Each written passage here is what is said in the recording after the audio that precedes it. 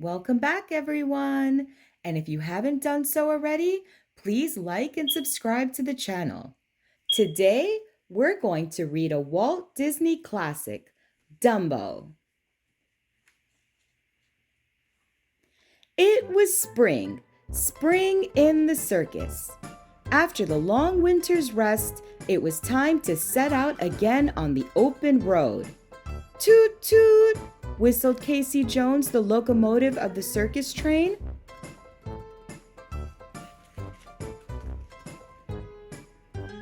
All aboard, shouted the ringmaster. The acrobats, the jugglers, the tumblers, the snake charmers scrambled to their places on the train. The keepers locked the animal cages. Then, with a jiggity jerk and a brisk puff puff, off sped Casey Jones. The circus was on its way. Everyone was singing, everyone was happy. Happiest of all was Mrs. Jumbo, for in her stall was a chubby, brand new baby elephant. Though the other animals called the baby Dumbo, his mother loved him dearly, even though his ears were big. All night, while the baby animals slept, Casey Jones whistled and puffed, hauling the long train to the city where the circus was to open its show.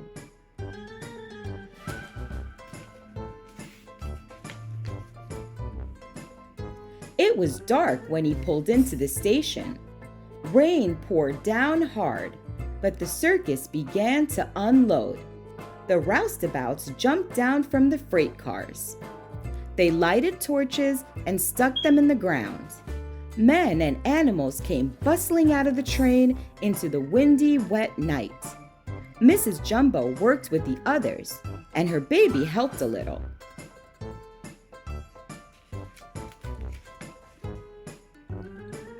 By morning, the rain had stopped, the tent was all set up, and the circus was busy getting ready for the big parade. The band played, everyone fell in line. Then, off pranced the gay procession down the main street. There were creamy white horses, licorice-colored seals, there were lady acrobats in pink silk tights, lions pacing in their gilded wagon cages, elephants marching with slow, even steps. The crowds on the sidewalk cheered. Then, suddenly, their eyes opened wide. They craned their necks. "Look! Look!" they cried. "Look at that silly animal with the draggy ears. He can't be an elephant. He must be a clown." Sadly, Dumbo toddled behind his mother with his trunk clasped to her tail. He tried to hurry along faster so he wouldn't hear the laughter, but he stumbled. He tripped over his ears. Down he splashed into a puddle of mud. Now the crowds laughed even louder. Mrs. Jumbo scowled at them. She picked Dumbo up and carried him in her trunk the rest of the way. When the parade finally came back to the tent, everyone hustled to get ready for the afternoon show. Mrs. Jumbo put Dumbo in her wooden bathtub, and as she scrubbed, she whispered comforting words. A gang of noisy boys came pushing in first for the afternoon show. "We want to see the elephant," they yelled, "the one with the sailboat ears." "Look, there he is." A boy grabbed one of Dumbo's ears and pulled it hard. Then he made an ugly face and stuck out his tongue. Mrs. Jumbo couldn't stand it. She snatched the boy up with her trunk and spanked him hard. "Help!" he cried. "Help! Help!" "What's going on here?" cried the ringmaster, rushing forward with his whip. "Tie her down!" he yelled. Soon, she was behind the bars in the prison wagon with a big sign that said, "Danger! Mad elephant! Keep out!" The next day, they made Dumbo into a clown. They painted his face with a foolish grin and dressed him in a baby dress. On his head, they put a bonnet. They used him in the most ridiculous act in the show, a make-believe fire. Every night, he had to jump from the top of a blazing cardboard house down into a fireman's net. The audience thought it was a great joke, but Dumbo felt disgraced. "He's a disgrace to us," the big animals agreed, and they turned their backs on him.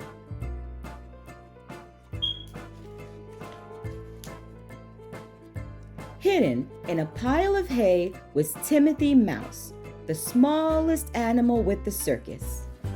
"They can't treat that little fella that way," he muttered. "Not while Timothy Mouse is around." "Hey there, little fella," he called to Dumbo. "Don't be afraid. I'm your friend. I want to help you." Timothy ran up towards Dumbo's ear. "We'll get your mother out of jail, you and I together, and we'll make you the star of the show. You'll be flying high." "Say," he went on, staring at Dumbo's ears, "those ears are as good as wings. I'll teach you to fly." Quietly, Dumbo crept out of the tent with Timothy, and soon they came to the prison car on a siding. Dumbo told his mother all about the clown act and how unhappy he was without her, and about the wonderful idea Timothy had for making him a success. Mother Jumbo listened sympathetically, stroking him gently with her trunk. "Don't you worry, baby," she told him. "You're having a hard time now, and I'm sorry I can't be with you to help. But just remember always to do your best. And as Timothy says, you'll soon be flying high." Then, sadly, they said goodnight, and Timothy and Dumbo continued on their way. Out on the bare fields in the starlight, they went to work. With Timothy as teacher, Dumbo practiced running and jumping and hopping.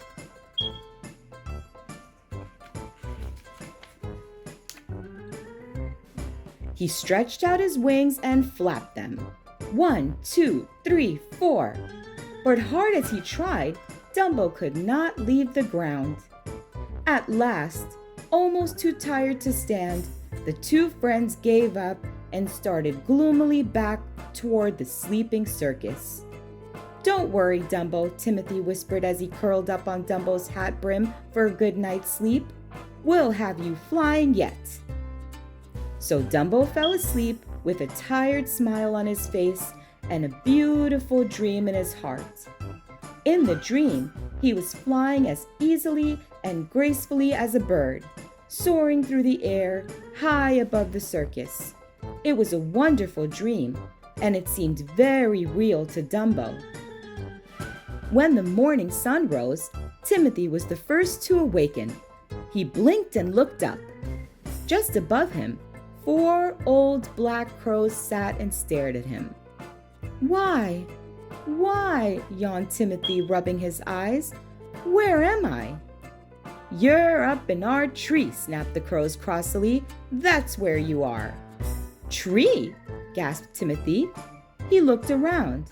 Sure enough, there he was, sitting on a branch. He and Dumbo were up in a tree. The ground was far, far below.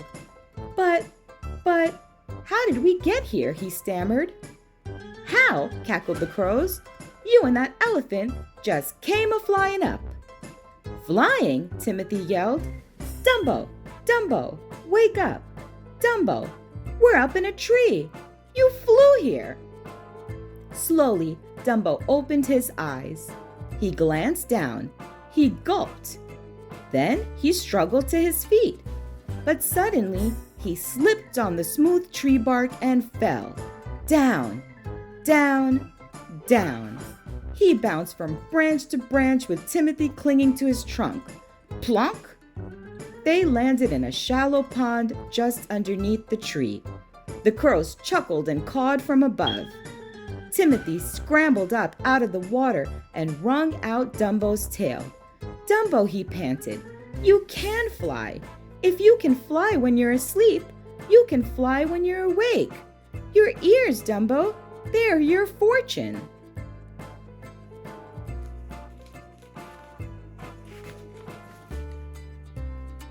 He grabbed one of Dumbo's wet ears and patted it. You won't be a clown anymore. You'll be famous. The only flying elephant in the whole wide world. And Timothy and Dumbo began all over again to practice flying. But it wasn't easy. Time after time, Dumbo tried to take off. Time after time, he sprawled out flat on his face. Soon, the crows began to feel sorry for the little fellow. When Timothy told them all the sad things that had happened to Dumbo because of his big ears, they flew down and offered to help. One of the crows took Timothy aside. "Flying's just like swimming," he whispered. "It's just a matter of believing that you can do it." He turned and snatched a long black feather from his tail.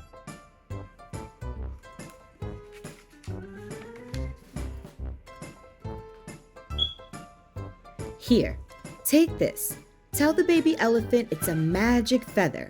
Tell him if he holds it, he can fly."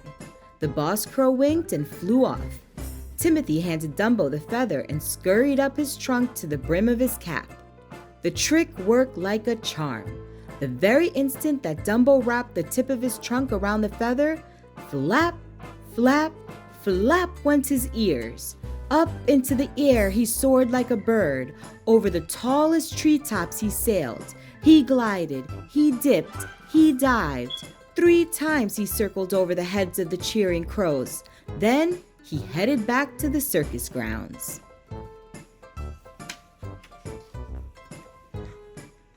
Timothy shouted, "We must keep your flying a secret, a surprise for your act in this afternoon's show." No one noticed Dumbo when he and Timothy came quietly back. It was already time for Dumbo to get into his costume. Inside the walls of the cardboard house, he had to wait all through the show until fire crackled up around him. At last, Timothy leaned down and handed him the feather. "In just a second, Dumbo," he whispered, "you'll be the most famous animal in all the world." Crack! Crack! crackled the fire. The clown act was on. Flames shot up around the cardboard house. Clang! Clang! roared the clown fire engine, rushing toward the blaze. From the far end of the ring, a red-headed mother clown came running. "Save my baby!" she screamed. "He's on the top floor." The fireman brought a big net and held it out.